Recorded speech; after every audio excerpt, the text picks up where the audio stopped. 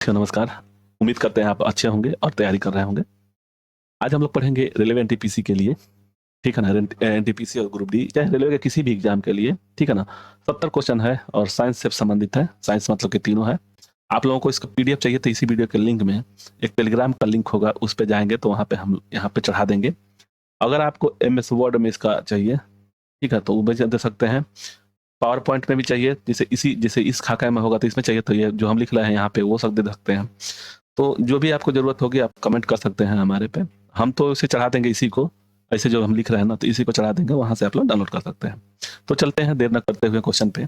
आप लोगों को वीडियो अच्छा लगेगा तो लाइक करिएगा, नए हैं तो सब्सक्राइब कर लीजिएगा, नोटिफिकेशन बेल लगा लीजिएगा कि आपको जो भी मतलब हम जो भी वीडियो लगाएँ चढ़ाएँ तो आपके पास नोटिफिकेशन चला जाए, ठीक? तो चलते हैं क्वेश्चन पे। वनस्पति विज्ञान के जनक कौन है? अरस्तु हैं, ओस्टवाल्ड, हिप्पो हैं, कैरोलस लीनियस है या थ्योफ्रेट्स हैं? तो देखिए इसका आंसर डी होगा, थ्योफ्रेट्स होगा। देखिए जंतु विज्ञान का याद रखिएगा, जंतु विज्ञान और वनस्पति विज्ञान, ये दो पार्ट है। वनस्पति विज्ञान, ठीक है ना? वनस्पति विज्ञान ये दो पार्ट है, ये याद रखिएगा। और इसी को बायोलॉजी भी बोलते हैं। तो बायोलॉजी के जो है ना, जो बायोलॉजी के है जीव जगत का, तो जीव जगत के भी अरस्तु हैं। तो इसका अरस्तु है, अरस्तु याद रखिएगा, अरस्तु है। और इसका है वनस्पति विज्ञान के थियोफ्रेट्स हैं। फ्रेट्स फ्रेट्स लिखा गया है, ठीक है ना? तो थियोफ्रेट्स हैं, अरस्तु है। ध्यान रहे कि जंतु विज्ञान के लिए अरस्तु हैं और वनस्पति विज्ञान के लिए थियोफ्रेट्स हैं। और बायोलॉजी मतलब कि जीव जगत के लिए भी अरस्तु है, ठीक? चलते हैं नेक्स्ट क्वेश्चन पे। दिया हुआ है कि पौधे का कौन सा भाग श्वसन करता है? दिया हुआ है कि पौधे का कौन सा भाग श्वसन करता है? जड़ है, पत्ती है, बीज है, कोई नहीं। तो इसका आंसर हो जाएगा बी। जो कोई किसी भी पौधे का मतलब कि जो जैसे देखिए मान लीजिए पौधा है, कोई पौधा है, ठीक है ना? पौधा है और उसमें पत्ती लगा हुआ है, मान के चलिए पत्ती है, ठीक?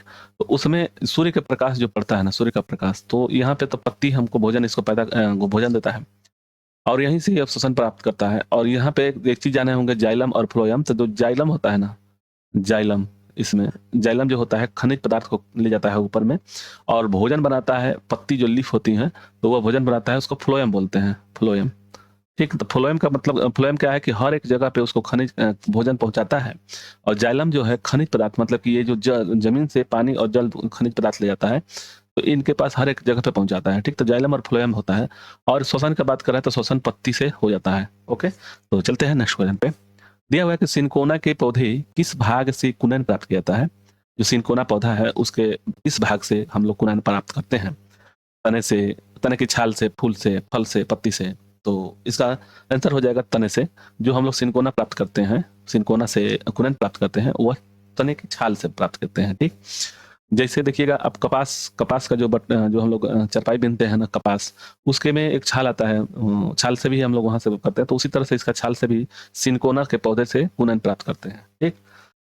फर्न, चौथा क्वेश्चन है कि फर्न पौधा किससे संबंधित है?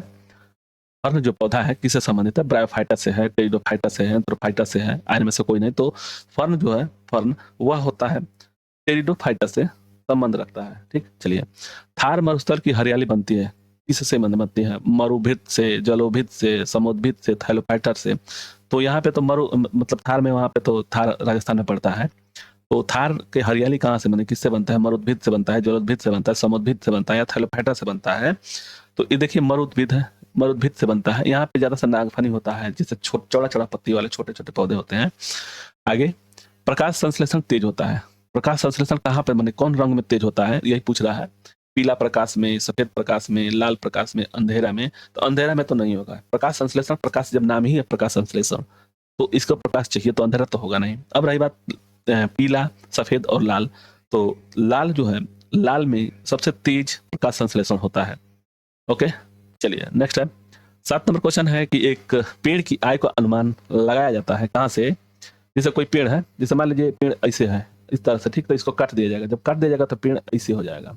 और जब यह जो पेड़ होगा ना, तो इसका वलय जो होता है ना, वलय, इसमें जो वलय चलता है, यह हर एक साल अलग अलग वलय होता है, ठीक? इसी से गिनती होता है कि कितने साल का ये है, ठीक? ये हर साल होता है। तो इसमें क्या दिया हुआ है कि तने के बने हुए घेरों को गिन करके, पत्तियों को गिन करके, तो ये भी होगा नहीं, शाखाओं को गिन करके ये भी नहीं होगा, पेड़ों के आकार को माप करके ये भी नहीं होगा। तो इसका आंसर ए हो जाएगा। देखिए जैसे ये पेड़ का टहनी है ना, मैंने कोई भी जैसे जड़ है, मतलब यहाँ से जैसे जड़ का मतलब कि यहाँ से जो निकला हुआ है पेड़ रहता है तो एक सिंगल रहेगा ना, इसी को जब काटा जाएगा यहाँ से तो ऐसे हो जाएगा ना ये, तो इसका आंसर हो जाएगा 7 का ई। ठीक है, चलिए।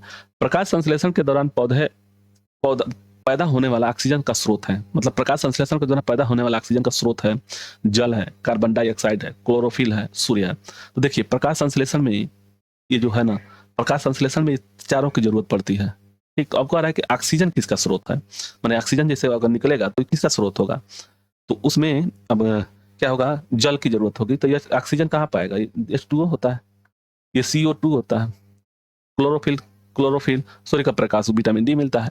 तो इसी दोनों में से तो ये जल से प्राप्त करता है, मतलब कि प्रकाश संश्लेषण के दौरान जो पैदा होने वाला ऑक्सीजन होता है वो जल से प्राप्त करता है। ठीक, चलिए नेक्स्ट है।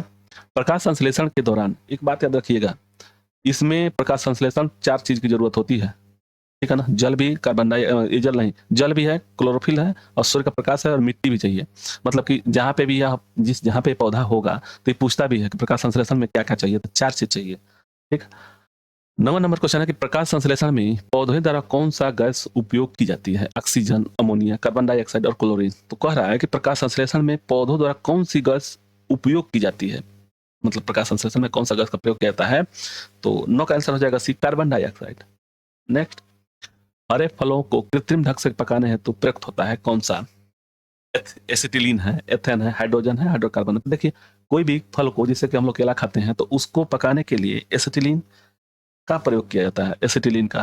ठीक है ना, तो इसका आंसर ये हो जाएगा, उसको पकाने के लिए कृत्रिम ढंग से मैंने पकाने के लिए एसिटिलीन का प्रयोग किया जाता है। पत्तियों का रंग हरा होता है क्योंकि इसमें उपस्थित होती है क्या, जब भी पत्ती में जैसे पत्ती से भोजन प्राप्त करता है, और यह भोजन किससे बनाता है, तो सूर्य का प्रकाश जब पड़ता है पत्ती पे, तो क्लोरोफिल जो होता है हरे पत्ती में, क्लोरोफिल होता है, उसके वजह से वह भोजन बनाता है। तो उपस्थित क्या होता है उसके हरे पत्तियों में, क्लोरोफिल होता है। तो इसका आंसर हो जाएगा डी। ठीक, चलिए नेक्स्ट है। पत्तियों के छिद्र जिसके द्वारा जल द्रव रूप में कभी कभी बाहर निकलता है उन्हें कहते हैं जल रंध्र, वात रंध्र, पराभ रंध्र और रंध्र। ठीक है, तो 12 का आंसर हो जाएगा ई, जल रंध्र, जिसे हाइड्रोथोर कहते हैं। प्रकाश संश्लेषण के दौरान कौन सी गैस निकलती है, अभी हम लोग पढ़े थे इससे पहले वाले में, तो इसका आंसर हो जाएगा ऑक्सीजन। ठीक, प्रकाश संश्लेषण के दौरान कौन सा गैस निकलती है, तो ऑक्सीजन निकलती है। दिया हुआ है कि पौधे मुख्यतः, देखिए इस चीज पे महत्वपूर्ण क्यों हो जाता है, प्रकाश संश्लेषण में महत्वपूर्ण यही है कि ऑक्सीजन गैस निकलती है। ठीक, पौधे मुख्यतः पोषण पाते हैं किससे, क्लोरोफिल से, वायुमंडल से, प्रकाश से और भूमि से। तो किससे पाते हैं, तो इस भूमि से पाते हैं। ठीक है, पोषण। आगे, पौधे जो खारे पानी में पैदा होते हैं उन्हें कहते हैं, यह बहुत ही इंपॉर्टेंट क्वेश्चन है, ये बहुत पूछता है। खारे पानी के लिए है, चाहे जैसे पत्थर पे, जैसे मान लीजिए कहीं पे काई लग जाता है, तो वो भी एक पौधा है जो काई लगता है, तो उसको भी पूछता है। तो खारे पानी में होता है तो उसको हैलोफाइट बोलेंगे, हाइड्रोफाइट बोलेंगे, मेलोफाइट बोलेंगे, थैलोफाइट बोलेंगे। तो इसका आंसर हो जाएगा 15 का, हैलोफाइट बोलते हैं खारे पानी में। जैसे खारे पानी कहाँ मिलेगा, खारा पानी मिलेगा समुद्र में। ठीक है ना, समुद्र के किनारे कोई भी अगर मान लीजिए पत्थर है तो हैलोफाइट को उसको प्रयोग करेंगे। ठीक है, प्याज का बदला स्वरूप है, प्याज जो है किसका बदला हुआ स्वरूप है, तना का, जड़ का, पत्तियों का, फल का। तो देखिए प्याज में ऐसे मान लीजिए ऐसे रहता है। ठीक है, इसे इसमें छाल टाइप का रहता है ना, छाल टाइप का प्याज, और ये बड़ा रहता है, तो ये छाल टाइप का होता है। तो यही पूछ रहा है कि ये किसका बदला हुआ रूप है, तो इसका आंसर ये हो जाएगा तना का। ठीक है, तना का रूप है। जिस तरह से पत्ता गोभी होता है, पत्ता गोभी, ठीक देखे होंगे पत्ता गोभी, उसी के स्वरूप में होता है। पत्ता गोभी को पत्ता निकालते जाएंगे अंदर कुछ नहीं मिलेगा, उसी तरह से प्याज में भी है कि ऊपर से जब छिलते जाएंगे तो कुछ नहीं मिलेगा। तो पत्ता गोभी और इनमें दोनों में सिमिलर है, बस अंतर इतना है कि इनका कुल अलग अलग है। पौधे के किस भाग में हल्दी पाया जाता है, जो पौधा का किस भाग से हल्दी पाया जाता है, जड़ों से, फल से, बीज से, तनों से। तो इसका आंसर हो जाएगा 17 का डी होगा, तना से। ठीक, देखिए अब यहाँ पे आलू क्या है, आलू भी तना है, एक प्रकार का तना है आलू, तो ये याद रखिएगा, आंसर डी होगा। आलू का बदला हुआ रूप देखिए यहाँ पे पूछ दिया, तो बताएं हाँ भी बी होगा, 18 का बी। चलिए नेक्स्ट पे चलते हैं, 19 पे। किसके कारण फूलों के रंग होता है, मतलब जो फूलों में जो रंग होता है किसके कारण होता है, क्लोरोफिल के कारण, मेलानिन के कारण, फाइटोक्रॉम्स के कारण और एंथ्रोसाइनिन के कारण।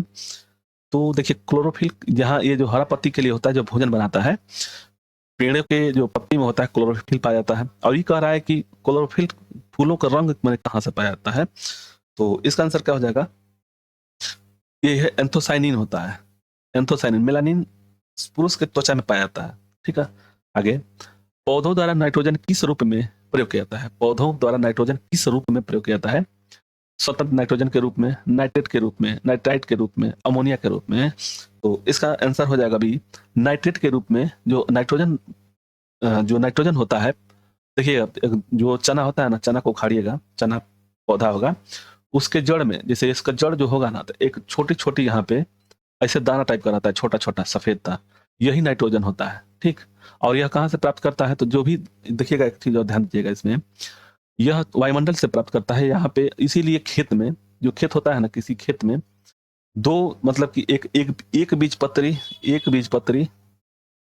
ठीक है, और एक बार द्विबीजपत्री का प्रयोग किया जाता है। मतलब बोया जाता है कि जिससे एक बीजपत्री नाइट्रोजन नहीं लेता है, यह नाइट्रोजन एकत्रित नहीं करता है, और द्विबीजपत्री जो होता है ना, वह नाइट्रोजन एकत्रित करता है और जमीन में वहां से मिल जाता है इसको। तो देखिए, द्विबीजपत्री और एक बीजपत्री को समझ गए। एक बीजपत्री का मतलब कि जिसमें एक होता है, जैसे गेहूं, देखिए गेहूं का जब फोड़ेंगे तो सिर्फ एक ही दाना रहता है, मतलब उसमें, गेहूं में। और चना में देखिएगा, चना में दो दाना होता है, जैसे दो दाल होते हैं ना, दाल बोलते हैं दलिया। दलिया जितने भी हैं वो द्विबीजपत्री होते हैं। इसको पहचानने के लिए सबसे बढ़िया उपाय यही है कि अगर हम लोग देहात के हैं, किसान हैं, तो किसी का पत्ती को, अगर पत्ती, जैसे देखिएगा धान का पत्ती ऐसे सीधा रहता है, ठीक है, ऐसे सीधा मान के चलिए, इसको फाड़ेंगे ना, तो जो सीधा फटेगा ना, जो सीधा फटेगा वह एक बीजपत्री होता है। याद रखिएगा, इससे पता चल जाएगा। आप पौधे को देख करके भी बता सकते हैं कि एक बीजपत्री है कि नहीं है। तो जब सीधा फटेगा ना, तो वो जानिए कि एक बीजपत्री है। जैसे ये हो गया, धान हो गया, गेहूं को देख लीजिए, गेहूं हो गया, फिर से बाजरा भी हो गया, बाजरा, ठीक ना, ये सब जो फटेंगे इसका, तो वह एक बीजपत्री होते हैं। अब उसके द्विबीजपत्री को देखिए कैसे समझ में आएगा, देखिए कैसे पता चलेगा। कद्दू का जो पत्ता होता है ना, कद्दू, कद्दू के पत्ता को फाड़िएगा, वह सीधा नहीं फट सकता है। जैसे जैसे कद्दू का पत्ता रहता है ना, मान के चलिए, तो यह सीधा नहीं फटेगा, एकदम सीधा नहीं फटेगा, ये टेढ़ा मेढ़ा जरूर फटेगा। तो इसी से आप लोग समझ जाइएगा, किसी भी पत्ता का अगर उसको टेढ़ा मेढ़ा फटेगा तो वो द्विबीजपत्री होता है, और सीधा फटता है तो जानिए कि वो एक बीजपत्री होता है। तो एक बीजपत्री में नाइट्रोजन नहीं पाया जाता है, ये ध्यान रहे। द्विबीजपत्री में नाइट्रोजन पाया जाता है। तो इसी के लिए खेत में, किसी भी खेत में, जो भी कृषि वैज्ञानिक होते हैं वो बताते हैं, कहते हैं कि एक बार एक बीजपत्री बोइए, उसके बाद से दूसरी बार द्विबीजपत्री बोइए, जिससे कि आपकी उर्वरता, खेत का उर्वरता घटता नहीं है। ठीक, तो यह पूछा था कि पौधे द्वारा नाइट्रोजन किस रूप में प्रयोग किया जाता है, तो नाइट्रेट के रूप में प्रयोग होता है। ठीक है, दिया हुआ है कि संसार का सबसे बड़ा फूल क्या है? कमल है, गेंदा है, रिफ्लेक्सिया है, ओरल है। तो देखिए, ये जो है रिफ्लेक्सिया है, ठीक है ना, इसका आंसर सी हो जाएगा 21 का। तो याद रहे, बड़ा फूल रिफ्लेक्सिया है, और छोटा फूल है बोल्फिया है। छोटा जो फूल है वो बोल्फिया है, बोल्फिया। ठीक, तो याद करने के लिए इसमें देखिए, वोल्फिया, इसमें 3 शब्द है, इसमें 4 शब्द है, मतलब अक्षर जो देखिए ना, आर एल फिया, तो ये बड़ा है, इसलिए इसको याद रखिएगा। और इसमें से कमल, गेंदा और अड़हुल नहीं है, इसका आंसर हो जाएगा सी। आगे देखेंगे, 22 नंबर की, पत्तियों में निम्न में से कौन सा तत्व पाया जाता है? जो पत्तियों में जो पाया जाता है तत्व, कौन सा पाया जाता है? लोहा पाया जाता है, मैग्नीशियम पाया जाता है, जिंक पाया जाता है, या कॉपर पाया जाता है? तो किसी भी पौधे के पत्ती में क्या पाया जाता है, यही पूछ रहा है। तो इसका आंसर हो जाएगा मैग्नीशियम। मैग्नीशियम जो है बी हो जाएगा, कि पत्तियों में मैग्नीशियम पाया जाता है। चलिए, पर्णहरित में पाया जाने वाला धातु कौन सा है? एल्युमिनियम है, जिंक है, मैग्नीशियम है, मैग्नीज है।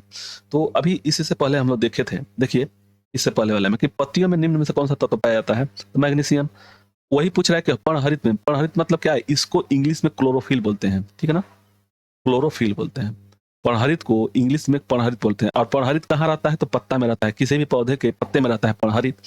तो क्लोरोफिल या पर्णहरित पत्ते में रहता है। तो वहां से अगर यही पूछ दिया था ना कि तत्व क्या पाया जाता है पत्तियों में, तो पर्णहरित पत्तियों में पाया जाता है, तो पत्तियों में मैग्नीशिया पाया जाता है, मैग्नीशियम। ठीक है, धातु पूछ रहा है तो सी हो जाएगा। चलिए, दिया हुआ कि निम्नलिखित में से वास्तविक फल कौन सा है? सेब है, नारियल है, लीची है, अनानास है। तो वास्तविक जो फल होता है वह लीची है। ठीक, चलिए, अनानास और नारियल, सेब। ठीक, फाइकोलॉजी में किसका अध्ययन किया जाता है? फाइकोलॉजी। ठीक, तो यह हम बार बार पढ़ाए हुए हैं इसको। सवाल, कवक है, पारिस्थितिकी है, विषाणु है। तो इसका आंसर हो जाएगा ई। और देखिए, इसमें कंफ्यूजन होता है, फाइकोलॉजी है, ठीक ना, फाइकोलॉजी, फाइकोलॉजी, तो याद रहे फाइकोलॉजी जो है सवाल के लिए है, और माइकोलॉजी है, माइकोलॉजी यह होता है इसके लिए, कवक के लिए। अब पारिस्थितिकी के लिए इकोलॉजी होता है।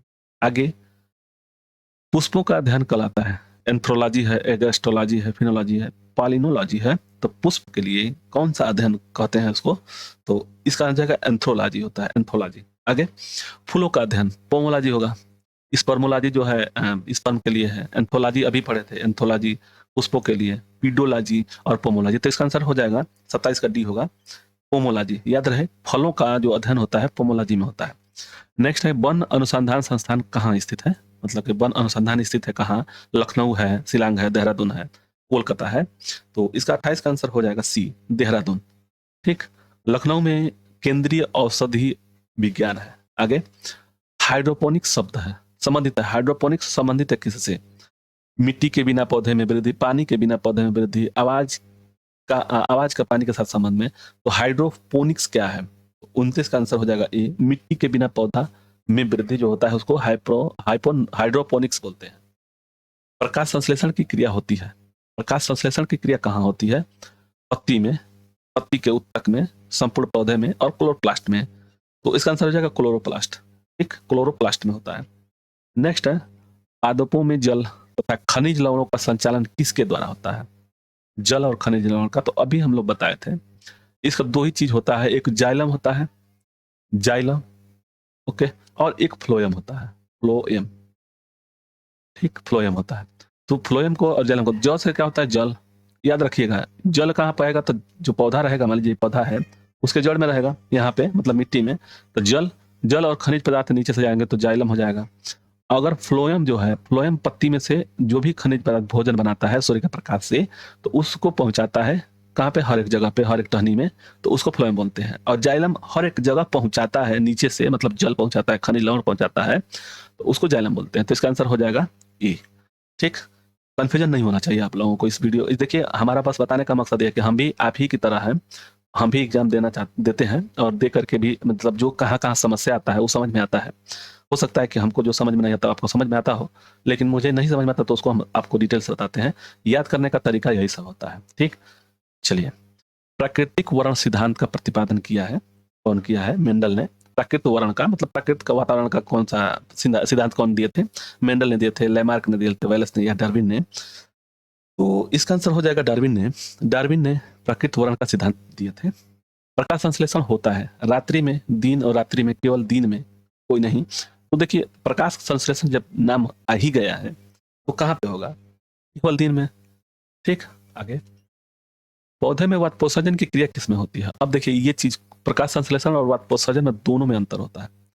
पूछ रहा है कि पौधे में वातपोत्सर्जन की क्रिया होती है कहाँ पे, जड़ में होता है, तना में होता है, या पत्ती में होता है, या पूरा पौधे में होता है। तो इसका आंसर हो जाएगा सी, पत्ती में होता है। यानी कि वातपोत्सर्जन भी पत्ती में होता है और प्रकाश संश्लेषण भी पत्ती में होता है। आगे अफीम पौधे के किस भाग से प्राप्त करते हैं, अफीम जो होता है ना वो कहाँ से प्राप्त करते हैं, जड़ से, तना से, पत्ती से, फूल से। तो जो अफीम हम लोग प्राप्त करते हैं वह फूल से प्राप्त करते हैं।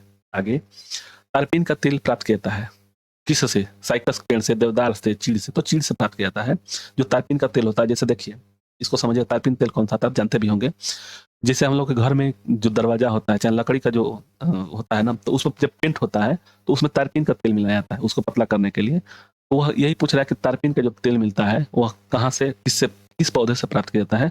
तो 36 का आंसर हो जाएगा सी। ठीक है, अब देखिए आगे, प्रोटीन का सबसे अच्छा स्रोत, प्रोटीन का सबसे अच्छा स्रोत कौन सा है। ठीक, तो यही पूछ रहा है कि प्रोटीन का सबसे अच्छा स्रोत कौन सा है, आलू से, चना से, मटर से, सोयाबीन से। तो इसका आंसर सोयाबीन हो जाएगा। ठीक है, सोयाबीन का मतलब कि जो प्रोटीन का सबसे ज्यादा अच्छा स्रोत है सोयाबीन, उसके बाद है चना, चना। ठीक, तो इसका आंसर हो जाएगा डी। नेक्स्ट है 38, सबसे लंबा जीवित वृक्ष है, सबसे लंबा जीवित वृक्ष है, यूकेलिप्टस है, सिकोया है, देवदार है, परांग है। तो इसका आंसर हो जाएगा सिकोया है, सिकोया। नेक्स्ट, सबसे बड़ा बीजांड होता है किसमें, कोकस में, नीटम में, साइकस में, पाइनस में। तो इसका आंसर 39 का हो जाएगा सी, साइकस में सबसे बड़ा बीजांड होता है। वृक्षों के छालों पर उगने वाले कवक कहलाते हैं, जो वृक्ष होता है उसके छालों पर उगने वाला जो कवक होता है उसको क्या नाम कहेंगे, पार्टिकोल्स है, जूफिलस है, सेक्सिकोल है, या क्रोपोफिलस है। तो इसका आंसर हो जाएगा 40 का ए होगा, पार्टिकोल्स बोलते हैं किसी भी पौधे के छाल पे जो कवक होता है उसको कार्टिकोल्स बोलते हैं। भारतीय कृषि अनुसंधान संस्थान कहाँ है? नई दिल्ली है या लखनऊ है, कोयम्बटूर है, करनाल है? तो इसका आंसर हो जाएगा ए, नई दिल्ली में। भारतीय कृषि अनुसंधान संस्थान है, वह नई दिल्ली में है। आगे हम लोग देखेंगे भारत में हरित क्रांति के जन्मदाता कौन है? दिया है कि बी एल चोपड़ा है, एम एस स्वामीनाथन है, वर्गीज कुरियन है, अमृता पटेल है। तो हरित क्रांति के लिए कौन है? तो इसको एम एस स्वामीनाथन है, याद रखिएगा। एम एस स्वामीनाथन है जो हरित क्रांति के लिए जन्मदाता है, और वर्गीज कुरियन है दूध के लिए है, एक मिल्क के लिए। 43 है प्राकृतिक कृषि का अन्वेषक। प्राकृतिक जो कृषि है उसका अन्वेषक कौन है? तो 43 का आंसर बी हो जाएगा, एम एस रंधवा। याद रखिएगा, ये प्राकृतिक कृषि का अन्वेषक कौन है? तो एम एस रंधवा है। भारत में फसल के प्रकार को निर्धारित किया जाता है। भारत के फसल के प्रकार को निर्धारित किया जाता है सरकारी नीति द्वारा, कृषि भूमि द्वारा, भूमि के मालिक द्वारा, वर्षा के परिणाम और तापमान पर। मतलब क्या कह रहा है कि फसल के प्रकार को निर्धारित करता है कौन? तो इसका आंसर हो जाएगा डी, वर्षा के परिणाम और तापक्रम पर। जैसे मान लीजिए कि धान के सीजन में अगर पानी कम होगा तो गेहूं खराब होता है, गेहूं अच्छा नहीं होता है, ठीक। तो उसे यही पूछ रहा है कि मतलब कि फसल जो हम लोग निर्धारित करते हैं किस पे निर्धारित करते हैं? तो पर्यावरण के परिणाम और तापक्रम द्वारा ही हम प्रयोग करते हैं। दिया हुआ है कि रेगिस्तान में पाई जाने वाली वनस्पति को क्या कहते हैं? रेगिस्तान में पाई जाने वाली तो हाइड्रोफाइट है, जीरोफाइट है, पैरासाइट है। तो देखिए अभी एक क्वेश्चन मिला था, समुद्र में मिला था, फार में भी मिला था, मरुद्भिद बोलते हैं उसे। रेगिस्तान में पाए जाने वाले को क्या कहेंगे? तो हाइड्रोफाइट बोलेंगे, जीरोफाइट बोलेंगे या पैरासाइट बोलेंगे। तो हम लोग इसको बोलेंगे जीरोफाइट। नाम सब समझिएगा, जीरोफाइट मतलब कि यहाँ पे पानी की कमी है, जीरो, तो जीरोफाइट का याद रखेंगे, रेगिस्तान में जीरोफाइट का। आगे, भारत में फूलों की अधिकतम किसमें पाई जाती है? असम में, केरल में, उत्तराखंड में और सिक्किम में। तो ये देखिए फूलों का जो शहर बोला जाता है उसको बोलेंगे हम लोग, समझेंगे उत्तराखंड को, ठीक। तो इसका आंसर हो जाएगा सी। नेक्स्ट है, खरीफ का फसल कब होता है? खरीफ जनवरी अप्रैल में, अप्रैल जून में, जून सितंबर में, अक्टूबर दिसंबर में। इसको समझिएगा बढ़िया से। खरीफ फसल कहाँ पे होता है, कौन इस महीने से स्टार्ट होता है? खरीफ रबी और खरीफ बोलते हैं, ठीक ना, दो ही चीज होता है। और इसको समझने के लिए आपको देखिए, रबी होता है, रबी और खरीफ। तो खरीफ जो होता है जून से सितंबर, यानी कि धान के सीजन में होता है, और इसके बाद से रबी होता है। तो इसको याद रखिएगा, जून खरीफ और सितंबर ले जाकर के रबी, ठीक है। तो याद रखिएगा जून और सितंबर में। विश्व में प्राकृतिक रबड़ का सबसे बड़ा उत्पादक देश है? विश्व में प्राकृतिक रबड़ का सबसे बड़ा उत्पादक देश है ब्राजील, भारत, मलेशिया और थाईलैंड। तो देखिए रबड़ का जो प्रयोग सबसे ज्यादा होता है कहाँ पे? तो यह होता है थाईलैंड में, ठीक है। तो इसका आंसर डी होगा। आगे, भारतीय दलहन अनुसंधान संस्थान अवस्थित है कहाँ पे? दाल का बात कर रहा है यहाँ पे। भारतीय दलहन अनुसंधान संस्थान अवस्थित है लखनऊ में, कानपुर में, फैजाबाद में, वाराणसी में। तो 49 का आंसर हो जाएगा बी, कानपुर में, ठीक। आगे, झूम की खेती प्रचलित है कहाँ पे? अब देखिए झूम की खेती तो हम लोग आसाम में पढ़े हुए हैं, अब दे रहा है कि यहाँ पे लखनऊ में है, कानपुर में है, फैजाबाद, वाराणसी में। तो झूम की खेती यहाँ पे सबसे ज्यादा प्रचलित कहाँ पे है? तो इसका हो जाएगा बी, कानपुर में। नेक्स्ट है, सिनकोना के पौधे किस भाग से कुनन प्राप्त किया था? अभी हम लोग क्वेश्चन पढ़े, उत्तर की छाछ है। इसी वीडियो में यह क्वेश्चन हम लोग पढ़े हुए हैं कि सिनकोना के पौधे किस भाग से कुनन प्राप्त किया था। तो इसका आंसर ए हो जाएगा। पौधे नाइट्रोजन किस रूप में ग्रहण करते हैं? पौधे जो है नाइट्रोजन किस रूप में, नाइट्रेट के मतलब कि नाइट्रोजन से है, नाइट्राइट से है, नाइट्रेट से, अमोनिया से है। तो ये तो होगा नहीं, ये भी नहीं होगा। तो इसका आंसर हो जाएगा 52 का सी होगा, नाइट्रेट से, ठीक। ये भी नहीं होगा। आगे, पूर्ण पुष्प में पाया जाता है। जो पुष्प हो गया है उसमें क्या पाया जाता है? पुमंग और जायंग पाया जाता है। सभी चारों चक्र पाया जाता है। वाह दलपुंज और दलपुंज पाया जाता है। दल पुमंग और जायंग। तो 43 का आंसर हो जाएगा बी, चारों सभी पाया जाता है। आगे, फूल गोभी का खाने योग्य भाग है। जो फूल गोभी है, फल है, पुष्पक्रम है, वृक्ष है, कलिका है। तो इसका फूल गोभी का नाम अभी हम लोग चर्चा कर रहे थे, तो इसका आंसर हो जाएगा पुष्पक्रम। आगे, नारियल का फल होता है बेरी, नट, डूपी, और इनमें से कोई नहीं। तो जो नारियल का क्या फल होता है? मतलब बेरी होता है, नट होता है, डूपी होता है। तो इसका आंसर हो जाएगा सी, डूपी होता है, डूपी। आगे, वन दिवस मनाया जाता है, विश्व वन दिवस मनाया जाता है। यह बहुत ही इंपॉर्टेंट क्वेश्चन है, ध्यान दीजिएगा। 16 मार्च को है, 21 मार्च को, या 2 सितंबर को, या 5 दिसंबर को? तो ये तो दोनों होगा नहीं। अब 21 मार्च और 16 मार्च को है, तो 21 मार्च हो जाएगा, इसका आंसर हो जाएगा 56 का बी। 21 मार्च को याद रखिएगा, 21 मार्च को होगा। आगे, पौधों के रस को चूस लेने वाला सबसे छोटा कीट कौन सा है? एफिड है, भृंग है, टिड्डा है, वर्म है। तो इसका आंसर 57 का आंसर हो जाएगा एफिड। आगे, सबसे बड़े पुष्प होते हैं, अभी हम लोग पढ़े थे, रेफ्लेक्सिया है, रेफ्लेक्सिया। बोल्फिया सबसे छोटा होता है। चाय में लाल कीट का कारण है जीवाणु, फफूंद, हरी सवाल और विषाणु। तो इसका आंसर क्या हो जाएगा? चाय में लाल कीट का कारण है, तो इसका आंसर हरा सवाल हो जाएगा 59 का सी। आगे, किसमें बीज नहीं होते हैं? घास में, पाइन्स में, फर्न में, आम में। तो बीज किसमें? तो आम तो होगा नहीं। घास, बहुत से प्रकार के घास है, तो इसका आंसर हो जाएगा सी, फर्न।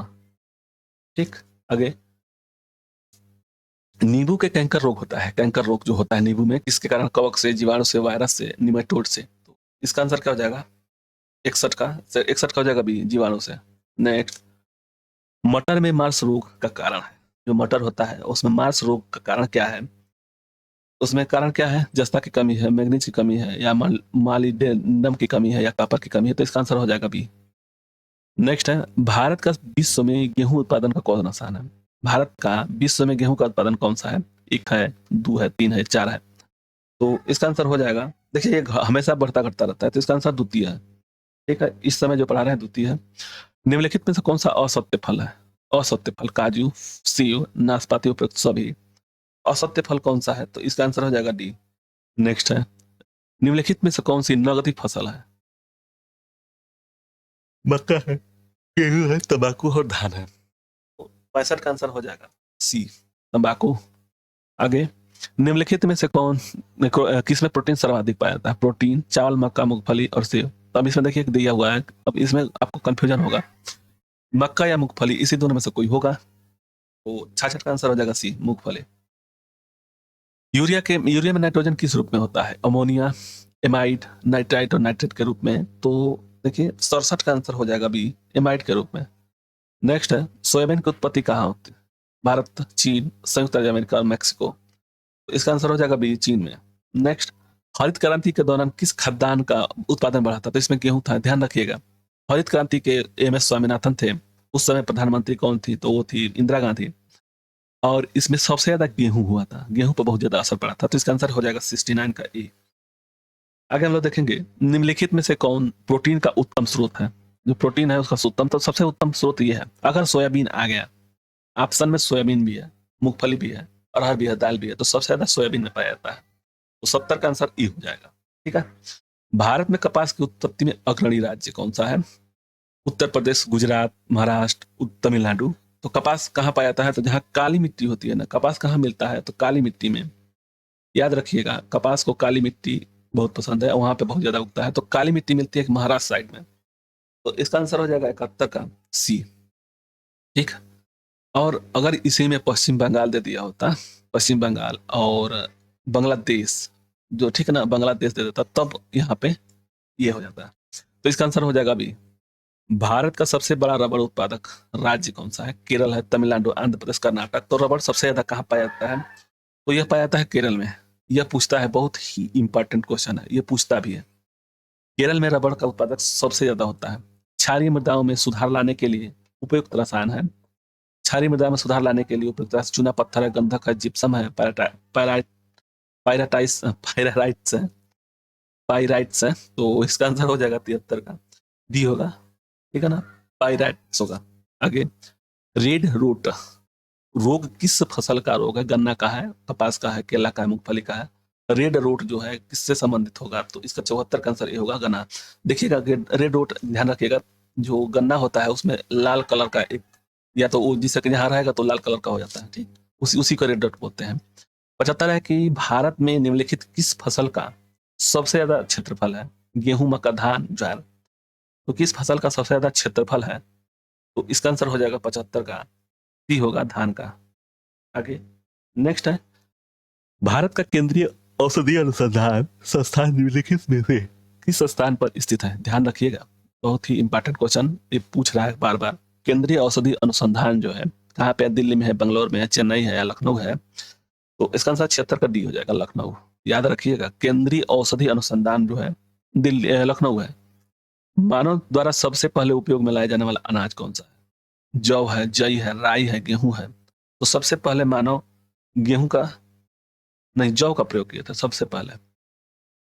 आगे, संसार में सबसे अधिक तिल का उत्पादन करने वाला राज्य? चीन, भारत, मैक्सिको, अमेरिका। तो 78 का आंसर भी हो जाएगा भारत। ठीक है, तो हम लोग पढ़े 78 क्वेश्चन। आप लोगों को वीडियो अच्छा लगे तो लाइक और शेयर सब्सक्राइब साथ में करते रहिएगा। उसके साथ नोटिफिकेशन भी बेल डाइन प्रेस कर दीजिएगा, जिससे कि हमारा जो भी वीडियो अप्लाई करें, अपलोड करें, तो आप लोगों को नोटिफिकेशन पहुंच जाए। आप लोगों को वीडियो अच्छा लगे तो लाइक से सब्सक्राइब करिएगा। धन्यवाद।